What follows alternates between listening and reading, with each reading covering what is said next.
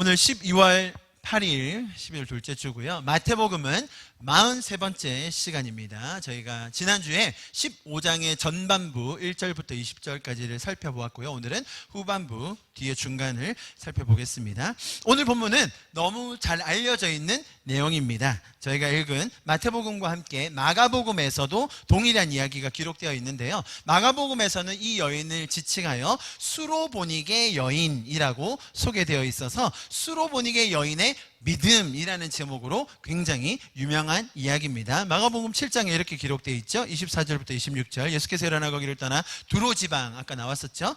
들어가서 한 집에 들어가서 아무도 모르게 하시는 숨길 수 없더라. 이에 어떤 여자가 나옵니까? 더러운 귀신 들린 어린 딸을 둔 한 여자가 예수의 손을 두고 나와서 그 발 아래 엎드리니, 이 여자는 어떤 여자라고요? 헬라인이요 수로보니게 족속이라 라고 소개가 되어 있습니다. 수로보니게 참 이상하게 들리는 단어죠. 영어로는 Syrian Phoenicia, 그러니까 시리아에 사는 페니키아 족속 이라는 말이에요. 그래서 사이로 페니시안이라고도 하기도 하는데요. 페니키아 족속이 아프리카에도 살고 이런 시리아 지역에도 삽니다. 페니키아 족속 중에 시리아 지역에 사는 한 여인이라는 뜻으로 한글 음가로 Syrian Phoenicia를 한글로는 수로보니게라고 아무도 못 알아듣게 암호처럼 만들어놨는데요.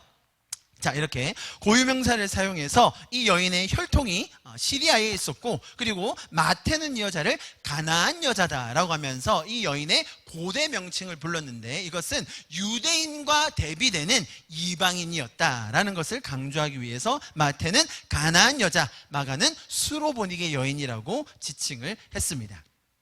이해하시겠죠? 자, 예수님께서 유대인들이 거주하는 지역이 아닌, 유대인들이 거주하는 지역이 아닌 지역이 누구 동네겠어요? 이방인의 동네겠죠. 두로 지역으로 이동하셨을 때 이 여인이 예수님을 만나러 왔다는 것이 오늘 이야기의 시작입니다. 지도를 보시면 이렇게 돼 있죠. 사마리아, 데가볼리, 갈릴리, 우리가 좀 잘 아는 지역들이죠. 여기 수리아라고 적힌 이곳이 우리가 지금 말하면 시리아 지역인 거예요. 여기 있던 여인이 두로 지역, 여기 두로 보이시죠? 예수님께서 여기로 오셨다는 소문을 듣고 자기 딸을 고치기 위해서 그곳으로 달려갔다라는 이야기입니다.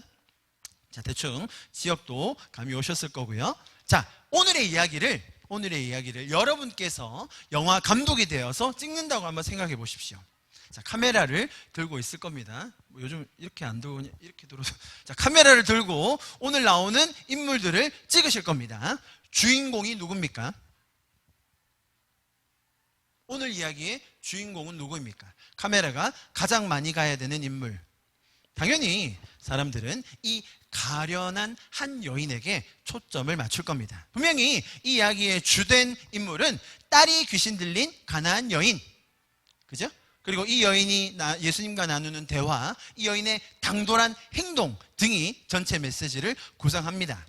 그래서 우리가 이 이야기를 읽을 때 우리 스스로 내가 가진 카메라의 초점을 이 병들어 있는 딸을 살리기 위해서 모든 자존심을 버리고 고래고래 소리를 지르는 이 여인의 표정과 눈물, 또 어딘가에 갇혀 있을지도 모르는 귀신 들려서 아무런 소망이 없는 그 딸, 그리고 예수님과의 대화에서 나오는 이 여인의 당돌한 언변, 나중에는 이 떨어진 빵가루 장면을 이렇게 오버랩하면서 영화 전체를 구성할 수 있겠죠. 자, 이렇게 우리가 우리의 카메라를, 우리의 시선을 여인에게 고정해서 여인의 말과 그 다음에 여인의 행동, 딸, 빵 부스러기 등으로 화면을 구성하게 되면 어떤 적용이 나옵니까? 보나마나입니다. 이 여인의 행동을 분석하고 이 여인의 말을 잘 이해해서 그를 담짜고 이야기할 것입니다. 이 여인의 특징, 이 여인이 어떤 걸 잘했나, 이 여인은 왜 믿음이 좋았나라는 것을 이야기할 겁니다. 여러분 생각나는 좋은 덕목 아무거나 얘기해도 대충 다 들어맞습니다. 한번 보십시오. 겸손. 자, 여인은 겸손했죠. 자기 혼자 해결하려고 하지 않고 예수님을 찾아갔습니다. 자기 성찰, 예수님이 그에게 개라고 했을 때 맞습니다, 저 개입니다 라고 자기 자신을 인정했습니다. 그러면서 막 예수님께 들이받지도 않았어요. 막 거기서 포기하는 것이 아니라 간구하고 매달리고 끈기를 가지고 포기하지 않았습니다. 용기를 가진 여인이었죠. 자기의 안전지대를 벗어나서 예수님께 다가가는 그 용기가 있었기 때문에 이 여인을 본받아야 된다고 생각합니다. 또한 긍정적인 사고는 뭡니까? 예수님이 그렇게 말씀하시더라도 언젠가는 나의 기도를, 나의 소원을 들어주실 것이다 라는 어떤 그 미래를 향한 믿음, 기독교적인 용어로 그렇게 할 수 있을 거고요. 그 다음에 분별력, 뭡니까? 이 여인이 예수님을 보는 순간 다윗의 자손이여 라고 소리를 지릅니다. 하나님의 아들임을 알아봤다는 것이죠. 자, 이 얼마나 영적인 해안이 밝은 분별력입니까? 여러분, 제가 일반적으로 이야기하는 이 여인의, 믿음의 여인의 특징을 한번 적어보았습니다. 만약에 성경이 가르치려고 하는 것이 고작 이 정도라면 교회 안 오셔도 됩니다. 제가 여러 번 말씀드렸습니다. 저는요, 영화 한 편만 봐도요, 이런 것들 다 얻습니다. 안 그렇습니까, 여러분? 밤에 앉아서 드라마 보고 있으면 막 이런 게 다 생기지 않나요? 자기 성찰도 막 생기고, 좋은 책 한 권 읽고, 우리 부산대 근처에 뭐가 많죠? 타로집 가보시면요, 이런 거 잘해줍니다. 성경이 고작 이 한 여인의 이 정도 덕목을 얘기하고자 우리에게 적어진 것일까요? 아니, 조금 더 심하게 얘기해서 예수님이 우리에게 겸손 조금 더 길러주려고, 아니면 끈기 조금 더 해주려고 그 참혹한 십자가를 지셨단 말입니까? 창조주께서, 하나님의 아들인 그분께서 고작 이거 이루고자 십자가 지셨다는 게 말이 될까요? 여러분, 문제는 이러한 적용이 나오기까지 그 과정도, 죄송합니다, 좀 속된 표현으로 굉장히 더럽고 치사합니다. 구도가 이렇게 잡힙니다. 보십시오. 예수님이 이 여인을 보고 무시하십니다. 자, 여기는 예수님 파트입니다. 예수님이 지금 이 영화의 한 장면을 담당하시는데요, 무시하시고 침묵하시고 무응답하십니다. 뭐 그것만 이겠습니까? 이 여인이 이방인이라서 뭔가 배척하는 것 같고요, 혐오하는 것 같고, 심지어 인종차별까지 있는 것 같습니다. 그렇지 않나요? 여기서 그치는 게 아니라 예수님이 또 뭘 하시냐면 아주 어려운 그 수모를 주면서 시험을 하십니다. 이 여자가 제대로 된 여자인지, 믿음이 제대로 박혀 있는지에 대해서 간을 보는 테스트를 하세요. 자, 여러분, 이렇게 이거 누가 하시는 거예요? 예수님이 하신다고 일반적으로 생각하는 거예요. 예수님이 우리한테 이렇게 했을 때 우리는 어떻게 해야 된다고요? 요렇게 그 중간에 반응을 해야, 그죠? 요거를 다 해내야, 우리가 다 수행을 해내야, 시험에서 통과하면 어떤 결과가 주어집니까, 여러분? 믿음이 크다고 칭찬받고, 마지막에 결론적으로 병이 치유되게 된다고 생각합니다. 여러분, 제가 조금은 직설적으로 또 과격하게 비판적으로 표현하긴 했습니다만, 대부분의 이 이야기에 대한 해석과 적용은 이렇게 갑니다. 그렇지 않습니까? 우리도 이 여인을 닮아, 우리도 이 여인처럼 예수님께 자기 자신을 굽히고, 예수님께 우리의 자신에 대해서 인정하고, 죄인임을 인정해서 그래도 끝까지 매달려서 겸손하게 갈급함으로 나아갈 때 결과적으로 예수님은 이러한 치유의 역사, 큰 믿음을 가지자라는 칭찬을 해 주실 거다라고 생각합니다. 만약에 여러분, 이 구도로 우리가 성경을 이해하고 예수님을 이해한다면 여러분은 진정으로 예수님이 좋아지고 막 신앙심이 팍팍 올라가고 인격적이신 예수님과 더 교제하고 싶은 생각이 정말로 드십니까? 저는 안 드는데요. 여러분, 제가 지금 약간 비판적으로 이 기본적인 해석을 보았을 때, 그렇네, 예수님이 굳이 이렇게 하셨을까? 아니, 이게 정말로 성경이 전하려는 메시지일까라는 의문이 생기기 마련입니다. 그래서 기존의 이러한 해석은 성경이 전달하려는 메시지가 전혀 아닌 것임을 우리가 기억해야 됩니다. 제가 본격적으로 오늘 구절을 설명을 드리기 전에 몇 가지 힌트를 드리겠습니다. 자, 우리가 가진 이 해석에 대한 틀을 몇 가지 바꿔야 되는데요. 첫 번째, 이 여인은 누구와 대조되어 나오는지를 알아야 합니다. 이 여인이 단순히 땅 등장한 게 아니라 어떤 대조군이 있다는 거예요. 자, 둘째, 오늘 제가 영화 감독이 되어서 카메라를 이렇게 돌려보라고 말씀을 드렸는데, 우리가 집중해야 될 인물이 누굴까요? 이 여인과 예수님의 대화를 듣고 있는 사람들이 있었거든요. 그 사람들이 누구일까 한번 상상해 보시고요. 그 사람들이 이 대화를 들으면서 표정이 어떻게 변화되는지를 우리가 카메라를 들고 자세히 봐야 된다는 겁니다. 자, 두 가지 말씀드렸어요. 첫 번째, 이 여인의 대조군이 있다. 두 번째, 우리가 카메라를 누구한테 비출 것인가를 잘 잡아야 된다. 마지막 세 번째, 예수님께서 이렇게 무례하게 짝이 없고 독설과 같은 이런 말을 하실 때 누구의 코스프레를 하고 계신 것인지를 알아야 돼요. 무슨 말이냐면 지금 예수님께서 누군가에게 교훈을 주기 위해서 일부러 누군가의 흉내를 내고 계신 것을 발견해야 합니다. 예수님이요, 연기력이 기가 막히십니다. 자, 그러면서 반전의 메시지를 딱 주시는데 그 카메라에 잡혀 있는 사람들의 표정이 확 바뀌는 이 묘미를 오늘 본문에서 발견하시게 될 겁니다.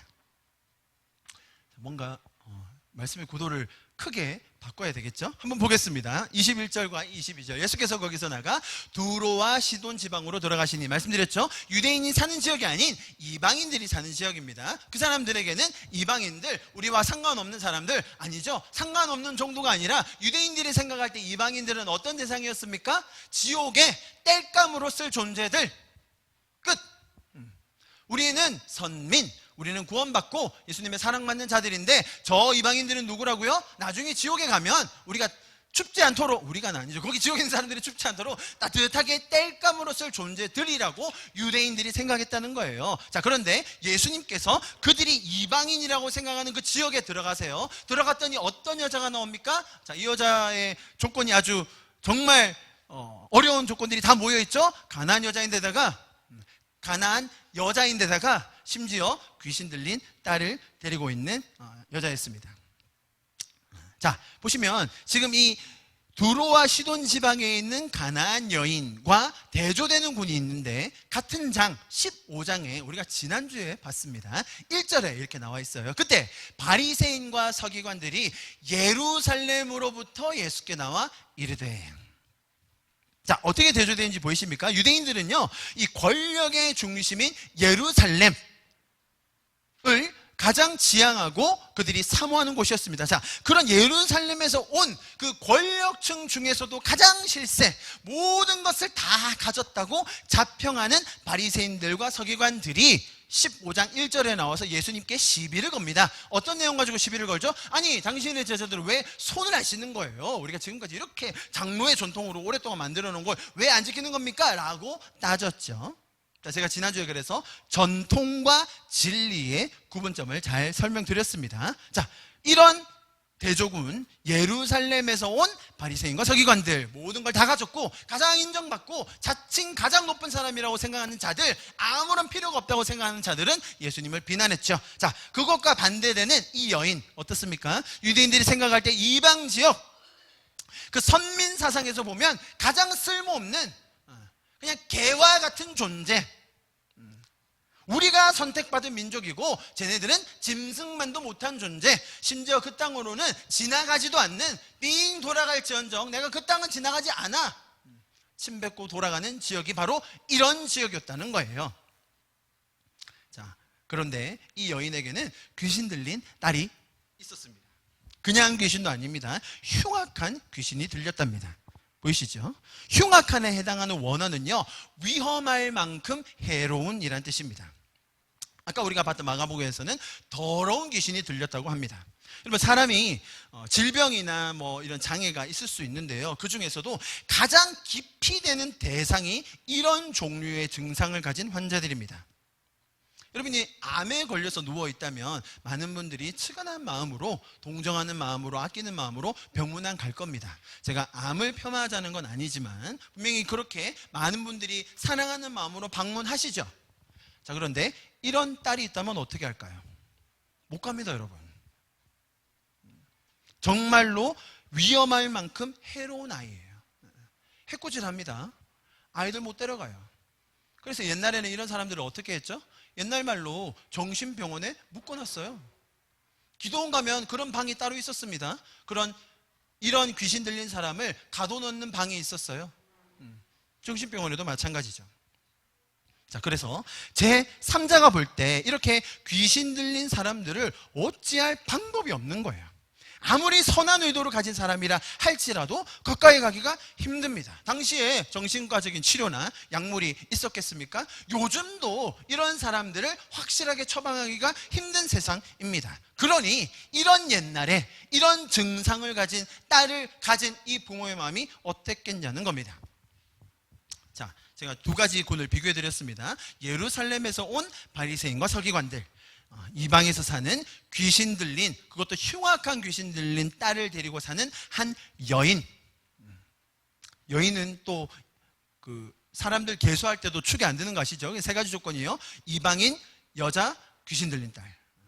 그래서 이 한편에서는 모든 것을 다 가진 사람들, 반대편에서는 아무런 소망이 없고 아무런 자격도 없고 인정받을 건덕지가 없는 여인이 대조적으로 나옵니다. 자, 이제 이런 상황이 펼쳐졌을 때, 이런 상황에서 예수님의 말씀과 말투, 또 그 속에 담긴 의미를 우리가 잘 파악해야 됩니다.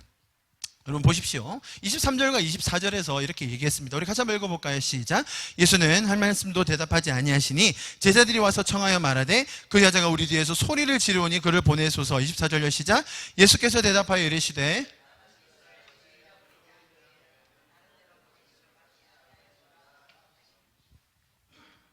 우리가 가장 이해 못하는 구절 중에 하나가 이 24절이죠. 나는 이스라엘 외에는 보냄을 받지 않았다. 자, 여러분 잘 보십시오. 제가 몇 주에 걸쳐서 이 십자가의 선제성, 우리가 복음서를 이해함에 있어서도 다 마지막에 모든 것을 이루신 그 십자가가 이 복음서를 이해하는 선제적인 조건이 돼야 된다고 말씀을 드렸습니다. 여러분, 십자가를 통하여서 예수님은 이 끊어진 하나님과의 관계, 그래서 지옥과 같은 삶을 살고 있는 그 하나님의 형상들을 원래 하나님께서 계획해 놓으신 모습으로 돌이키고자 십자가를 지신 거예요. 자, 그 모습으로 회복되는 게 뭡니까? 천국이라는 거죠. 예수님께서는 처음부터 지옥과 같은 삶을 살고 있는 그 하나님의 형상들을 회복하셔서 천국의 삶을 살 수 있도록 십자가를 지셨습니다. 그것이 복음이에요. 복음은 모두에게 유효한 것입니다. 그래서 복음에 보편성이 있는 거예요. 이 복음이라는 것은 어떤 사람에게 국한된 것이 아니라 모든 인류, 하나님의 형상을 닮아 지음을 받은 모든 사람에게 펼쳐질 그 뜻이 복음이라는 겁니다. 자, 십자가의 선제성과 복음의 보편성이라는 게 있다는 거예요. 자, 이걸 가지고 다시 24절을 보십시오. 맞는 말입니까? 틀린 말입니까? 자, 제가 지금 막 설명드린 이런 십자가의 선제성과 복음의 보편성을 가지고 볼 때 지금 이 24절의 말은 예수님의 의도와 뜻과 계획이 아님을 알 수 있어요. 아닙니다. 그런데 문제는 뭐냐면 이 말 자체를 액면가 그대로 예수님이 정말로 이 말을 의도하셨나 보다, 이 말을 하려고 작정하셨나 보다 라고 생각하면서 해석을 하려고 하니까 뒤죽박죽 된다는 거예요. 이 구절과 쌍맥을 이루는 구절이 있으니 저희가 마태복음에서 한번 봤었습니다. 10장에 제자들을 파송할 때 예수님께서 그 제자들을 보내시면서 뭐라고 얘기하시냐면 12를 보내시며 명하여 이르시되 이방인의 길로도 가지 말고 사마리아인의 고을로도 들어가지 말고 어디로 가라고요? 이스라엘의 잃어버린 양에게로 가라. 자, 이 말을 보면서 그렇구나, 예수님도 이스라엘 먼저구나, 예수님도 유대인들이 먼저구나, 선민 사상이 맞구나 라고 이 두 개를 딱 붙이면 예수님도 이스라엘을 먼저 구원하셨어야 하셨어, 예수님도 어쩔 수 없으셨네 라고 해석을 합니다. 제가 10장을 설명드릴 때 풀어드렸던 거 기억나십니까? 왜 제자들에게 이렇게 가라고 하셨죠? 제자들이 처음 나가는 길입니다. 실습 나가는 길이라고요. 한 번도 안 해본 두렵고 떨리는 그런 시간이란 말입니다. 자, 그런데 그때 만약에 예수님께서 너희 이번에는 사마리아로 들어가서 말이야 100명씩 전도해와, 만약에 이랬다면 제자들 다 도망갔을 겁니다. 비위가 상해서도 그렇고 하기 싫어서 그랬을 뿐만 아니라 도저히 감당 못할 일이었기 때문이죠. 예수님께서 이스라엘로 가라는 말은 다분히 제자들을 배려하시는 예수님의 인격을 보여주시는 거예요. 제자들이 처음으로 나가는 이 자리, 처음으로 실습 나가는 그 시간, 실습 많이 해보셨죠? 네. 처음으로 내가 나가서 뭔가를 해보는 그 자리를 아주 조심스럽게 예수님이 너희가 할 수 있는 이스라엘의 너희 친구들, 이스라엘의 너희 친척들, 이스라엘의 너희 가족들에게 먼저 가봐라. 거기는 괜찮겠지? 거기로 가는 거는 너희가 할 수 있을 거야. 너희가 감당할 수 있을 만큼 내가 줄 테니 가서 한번 해볼래? 라고 하시는 예수님이 제자들을 배려하시는 인격성을 보여주는 것이지, 이것이 이스라엘만 먼저다라는 선민사상을 주입하는 게 아니라는 겁니다. 기억하실 겁니다. 또 다른 신학자들은 선민사상까지는 좀 아닌 것 같으니까 어떻게 해석하냐면 이런 구절들을 난해 구절로 하면서요, 자, 십자가 사건 이전에는 예수님이 이런 말씀을 간혹 하세요. 그런데 십자가 사건 이후 부활하시고 승천하시기 전에는 뭐라고 합니까? 모든 민족을 언급하시거든요. 그러니까 십자가 사건 전에는 십자가 사건이 아직 이루어지지 않았기 때문에, 구속 사건이 아직 이루어지지 않아서 모든 민족에게 나아갈 수 없기 때문에 이때는 난처하지만 애석하게도 이스라엘만 강조하셨다가 십자가 사건 이후에 성령 받고 모든 민족에게로 갔다라고 이상한 해석을 하시더라고요. 자, 여러분, 지금 여러분 보시면 24절 보십시오. 24절을 보시면 이 예수님의 말은 나중에 이방인에게 혹은 후에 어떤 계기가 생겨서 이방인에게 다가갈 것이라는 여지가 보입니까? 오히려 이방인들은 안중에도 없고 이스라엘에게만 초점이 맞춰져 있는 것처럼 보입니다. 마치 누구처럼요? 제자들처럼요. 유대인들처럼 말입니다. 자, 잘 보시면 23절에 예수님이 이 말을 하게 한, 이 말을 꺼내시게 한 주체가 누구였습니까? 자세히 보십시오. 예수님을 움직이게 했던, 이 말을 꺼내게 한 결정적인 사람들이 누굽니까? 제자들입니다. 제자들이 와서 청한 거예요. 자, 이 장면을 보면서 우리가 놓치지 말아야 될 인물, 우리의 카메라가 줌인 해야 될 표정은 다름 아닌 이 제자들이에요. 오늘 본문의 주인공은 사실은 제자들이에요. 자, 제자들이 어떻게 마음이 변한지를 볼 겁니다. 제자들이 와서 청했어요. 여러분, 그 여자가 뒤에서 소리 지른 것은 그럴 수 있는 일입니다. 아마 예수님이 다니시는 동안에 그런 일들이 꽤나 많이 있었을 겁니다. 막 사람들이 예수님 여기 좀 봐주세요, 여기도 좀 도와주세요 라고 하면 제자들이 가서 걱정 마십시오, 예수님이 오늘 저녁에 여기서 집회하실 거거든요. 그래서 잠깐만 기다리세요. 너무 급해요, 꼭 오셔야 됩니다. 걱정하지 마시고요, 내일 부산대 앞에서 할 거니까 꼭 오세요. 자, 그런 말들을 제자들은 계속 해왔습니다. 자, 그런데 유독 이 여자가 왔을 때 제자들의 반응이 뭐였습니까? 시끄러워요. 상종하기 싫어요. 예수님, 고쳐주시든 말든 예수님께서 좀 해결해 주시죠. 저 개 같은 더러운 여자. 우리는 상종하기 싫은데 예수님 해결해 주세요. 제자들이 그런 마음으로 예수님께 청하고 있는 거예요. 여러분 잘 보십시오. 아주 중요합니다. 24절의 말씀, 우리가 난해하다고 생각했고 어렵다고 생각하는 이 말씀, 예수님이 누구한테 하는 얘기입니까? 우리가 잘못해서 주인공으로 잡고 있었던 그 여인에게 이야기하시는 겁니까? 제자들에게 얘기하는 겁니까? 보이시죠? 24절은 예수님이 제자들한테 하는 얘기예요. 여인한테, 그 가련한 여인, 정말 힘없고 소외되고 아무런 소망 없는 그 여인에게 독소를 내뱉으신 것이 아니라 제자들의 마음을 들춰내신 거예요. 물론 제자들은 유대인인데 이 여자는 이방인이니까 그랬다는 것이 일반적인 인식이긴 하죠. 그러나 유대인들이 이방인에 대해서 정말로 매번 다 그렇게 상종할 수 없는 사람으로, 짐승으로 개 취급하면서 하대했을까요? 전혀 그렇지 않았던 것이 성경의 기록입니다. 여러분, 유대인들의 그 선민사상이 그만큼 고유하고 고상하며 자기들이 목숨을 걸고 지키는 거라고요? 웃기는 소리 하시네 라는 것을 누가복음 7장을 통해 보여드리겠습니다. 보십시오. 누가복음 7장 1절, 예수께서 자기의 모든 말씀을 백성에게 들려주신 후에 가버나움으로 가셨다. 어떤 백부장, 우리가 잘 알죠? 이 백부장 누굽니까? 유대인입니까 이방인입니까? 로마 시대 당시 100명 정도의 군사를 거느리고 있는 백부장 장군입니다. 당연히 이방인이에요. 이 이방인의 종이 죽게 되었어요. 그래서 주인에게 소중한 종이었는데 3절 백부장이 예수의 소문을 듣고 누구한테 부탁합니까? 유대 사람들의 장로들에게 부탁해요. 거기 예수라는 사람이 있다며, 너희 중에 그런 사람이 있다며 가서 좀 부탁 좀 해줄래? 자, 유대인의 선민사상으로 볼 때 그 고귀하답시고 그렇게 중요하게 생각하는 그 선민사상으로 본다면 이 유대인이 아닌 이방인의 부탁 어떻게 해야 됩니까?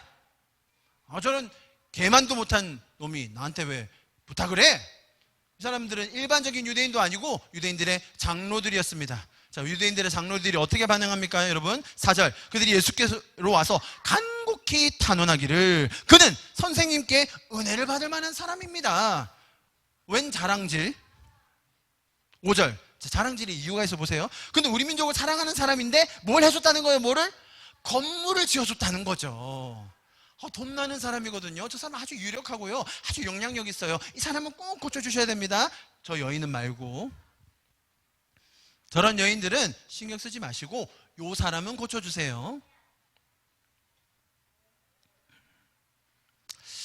여러분, 이 죄적인 속물에 전형적인 마음이 너무 뻔히 보이지 않습니까?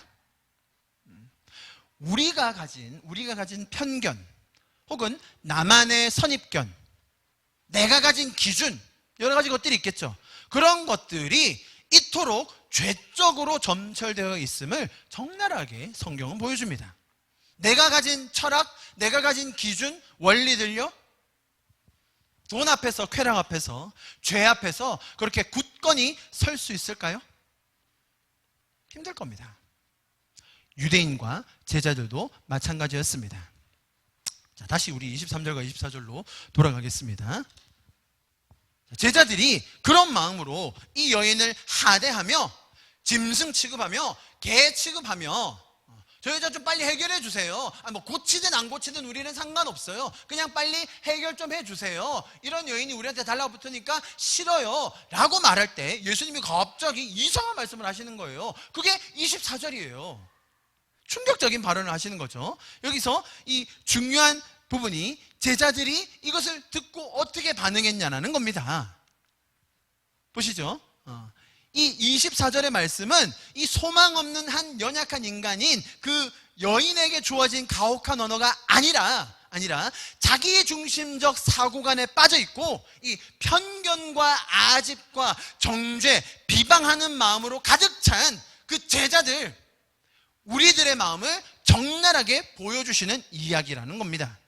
이때 자, 카메라를 돌리십시오. 제자들에게 표정을 잡으세요. 여인은 지금 막 안절부절 못하고 있어요. 이 말을 딱 하셨을 때 제자들의 표정 어땠을까요?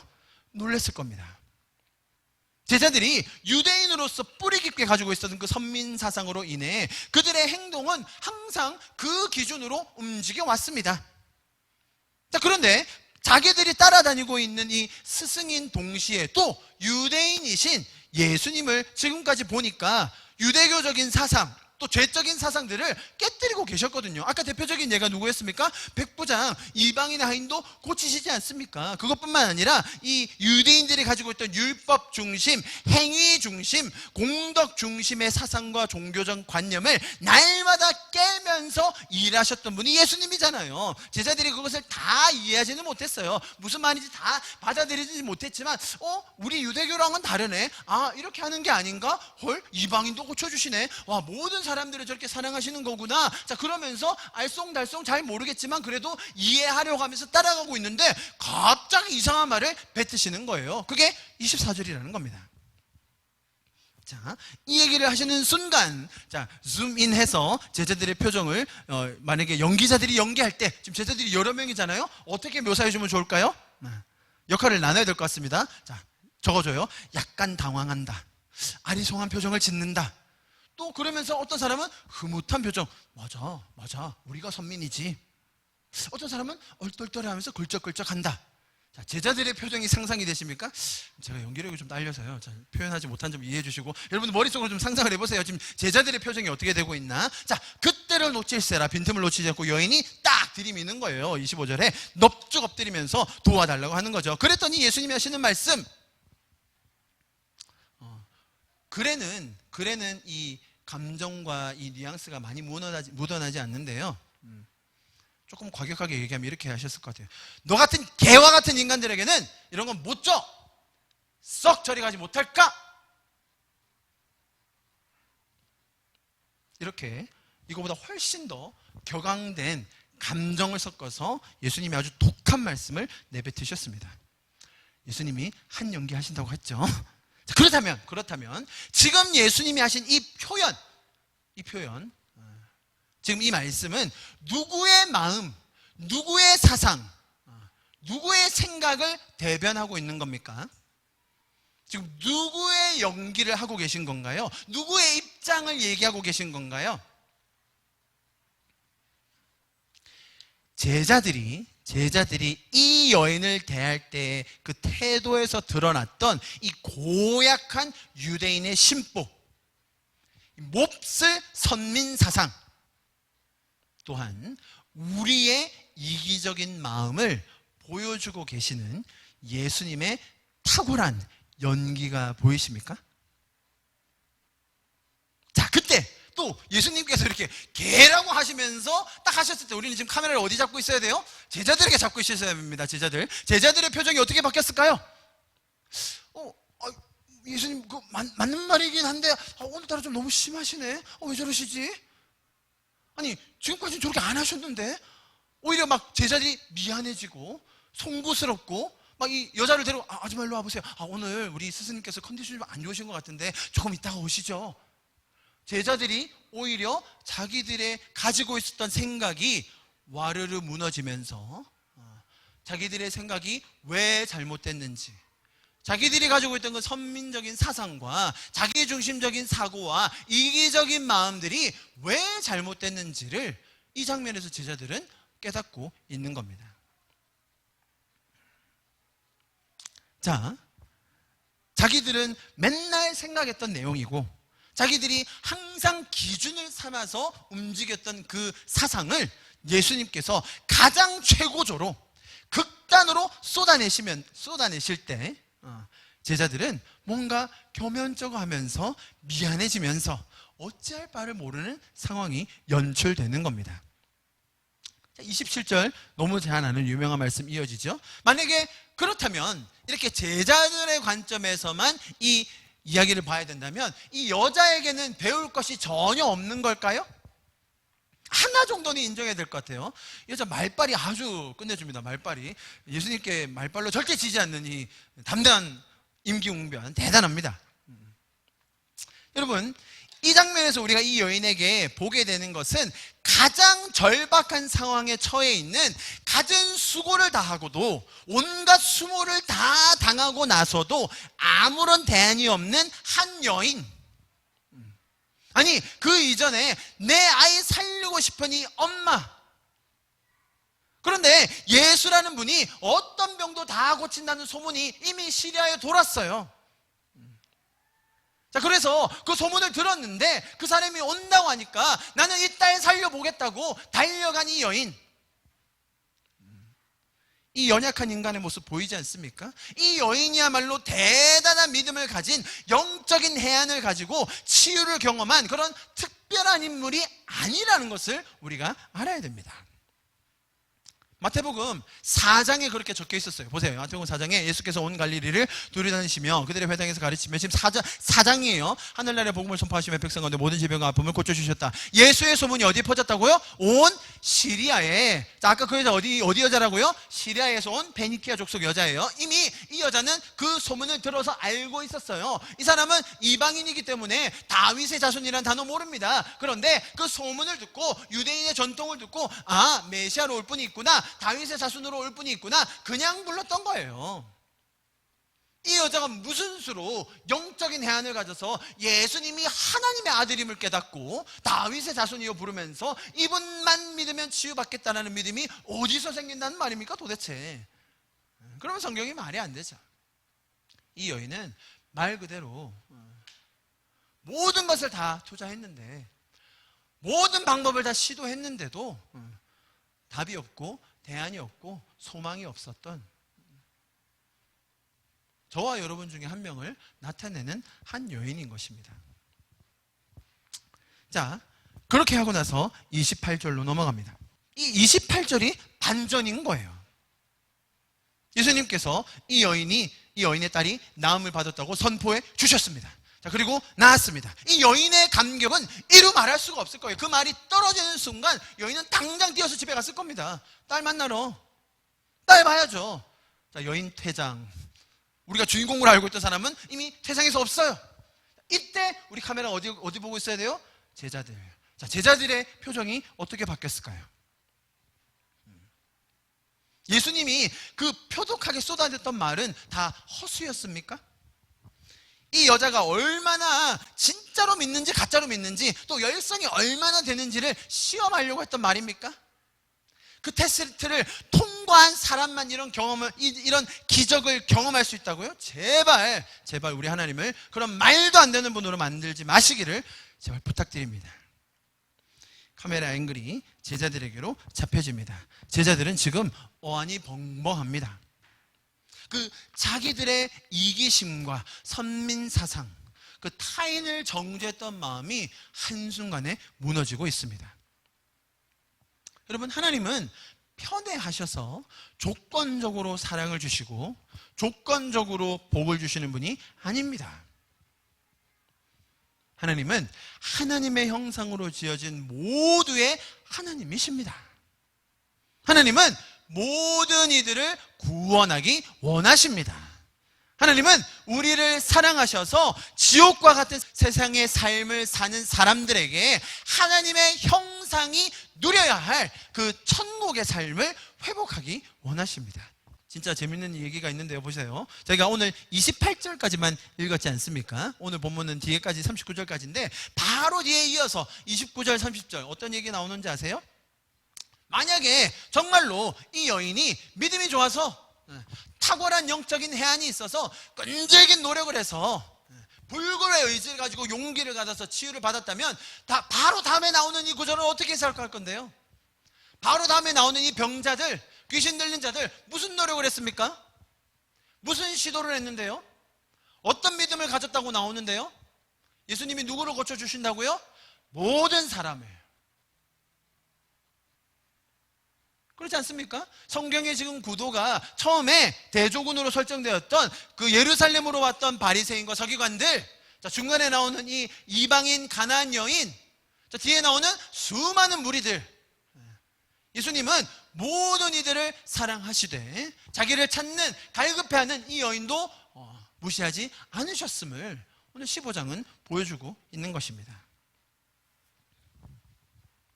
그러나 인생의 궁극적인 문제, 인생의 가장 근본적인 목적과 방향, 또 우리의 삶의 가장 큰 기쁨과 감사는 이런 한 번의 치유로 이루어지지 않습니다. 내가 어려운 문제 하나 해결받았다고 해서 이런 모든 삶의 목적과 방향과 감사와 기쁨이 오는 것이 아닙니다. 그렇기 때문에 예수님께서는 결국 십자가를 지심으로 그 끊어졌던 관계를 회복하시고 우리를 살리셔서 그 천국의 삶을 우리로 하여금 먼저 살게 하셨다는 것입니다. 제가 앞서 소개드렸듯이 15장 전반부는 손 씻는 것에 대한 논쟁, 정결 논쟁이라고 하는데요. 그것으로 채워져 있었습니다. 유대인들이 자신들의 전통을 이야기하면서 손 안 씻어서 더럽다고 이야기하죠. 자, 그럴 때 예수님께서 가르쳐 주신 내용이 있죠. 뭐였습니까? 18절. 입에서 나오는 것들은 마음에서 나오나니 이것이야말로 사람을 더럽게 하느니라. 우리가 손으로 먹는 것, 손 안 씻고 먹었다고 해도 더러운 것이 아니다. 너의 전통 잘못됐다라고 하면서 가르쳐 주십니다. 유대인들에게는, 이 제자들에게는 이 여인이야말로 가장 더러운 자로 여겨졌습니다. 이방인, 여자, 심지어 귀신 들린 딸을 데리고 있으니 말입니다. 심지어 예수님과 함께 다녔던 이 제자들마저도 너무나 획일적으로 이 여인을 더럽다고 생각한 것을 저희가 보았습니다. 예수님께서는 그것이 더러운 것이 아니다라고 이렇게 이미 설명을 해 주셨는데도 말이죠. 이 여인과 그 딸은 부정하거나 더러운 사람들이 아닙니다. 하나님의 형상으로 지어진 가장 존귀한 존재들이요, 너무나 소중한 인격들입니다. 그런데 악한 영이, 악한 세력이, 죄가 이들로 하여금 하나님께서 계획하여 놓으신 그런 삶을 살지 못하게 하고 있는 겁니다. 그런데 유대인들, 심지어 제자들마저도 이 여인을 마치 더러운 개와 같은 짐승처럼 취급해버리는 이것을 예수님께서는 드러내주시고 고쳐주고 계신 거죠. 그러면 사실은 저와 여러분, 우리도 똑같이 짐승같이 가장 더러운 죄인으로 취급받아야 할 자들이었습니다. 혹은 어쩌면 내가 제자의 자리에서 타인들을 볼 때 마치 이 여인을 더러운 개처럼 보았던 것처럼 그런 더러운 마음으로 우리도 남들을 평가하고 정죄하지는 않았나 돌아보게 됩니다. 그런 우리를 하나님께서는 아무런 조건도 없이, 아무런 자격을 묻지 않으시고 십자가의 공로로 구원해 주셨습니다. 그것이 은혜이고 그것이 우리가 천국을 살아가는 힘이 되는 것입니다. 그 은혜를 더 누리며 우리의 마음이 날마다 새로워져서 하나님의 마음을 더 경험하는 저와 여러분, 우리 교회가 될 수 있기를 축복합니다. 아멘. 우리 시간 좀 같이 기도하고 예배를 마치도록 하겠습니다. 기도합시다. 주님, 사실은 우리도 하나님의 약속에 들어갈 수 없었던, 짐승처럼 취급받아야만 했던 죄인 중의 괴수인 그런 사람들이었습니다. 우리의 삶의 곳곳에 마치 이 여인과 같이 내 힘으로 해결할 수 없고 내가 감히 가늠할 수도 없는 수많은 문제들이 산적해 있음을 이 시간 다시 한번 고백합니다. 그런 우리를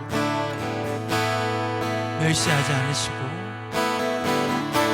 오히려 나의 그 갈급함의 부르짖음을 큰 믿음이라고 칭찬해 주시며 나를 돌봐 주시고 인도해 주시는 주님 감사합니다. 주님, 행여나 우리의 마음이 오늘 본문의 제자들처럼 타인들을 바라볼 때 그들을 정죄하며 판단하며 나의 그 알량한 기준으로 그들을 평가하고 있지는 않았는지 다시 한번 돌아봅니다. 주님, 우리의 마음을 하나님의 그 은혜로 새롭게 하여 주시옵소서. 하나님의 그 놀라운 사랑으로 주님, 우리의 마음을 주님의 그 은혜와 사랑을 회복하여 주시옵소서. 우리 시간 우리의 마음을 주님 앞에 올려드리며 마지막으로 기도하고 예배를 마치도록 하겠습니다. 같이 찬양하고 예배를 마치도록 하겠습니다. 주 사랑, 주 사랑, 넓은 그 사랑, 나를 위한 그의 십자가,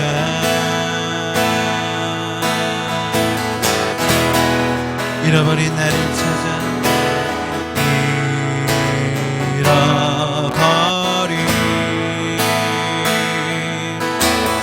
나를 찾아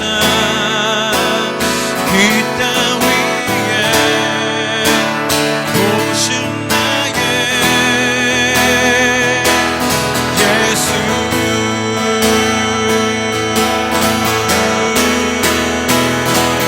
널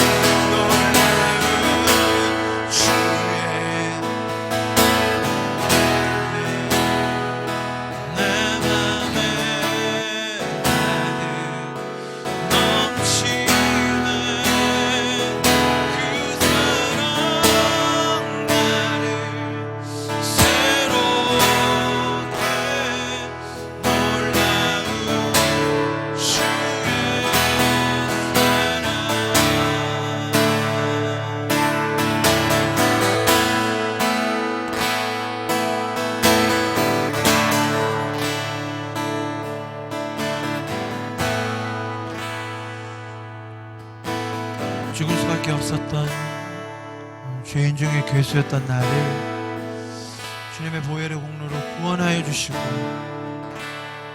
십자가로 대속하여 주셔서 우리를 지금까지 이 자리까지 인도하여 주신 그 주님의 은혜를 다시 한번 찬양합니다.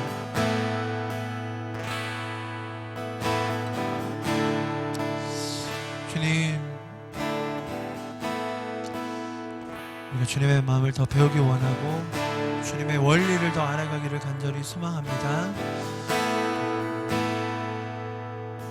우리의 마음속에 그 알량한 죄적인 기준들, 판단들,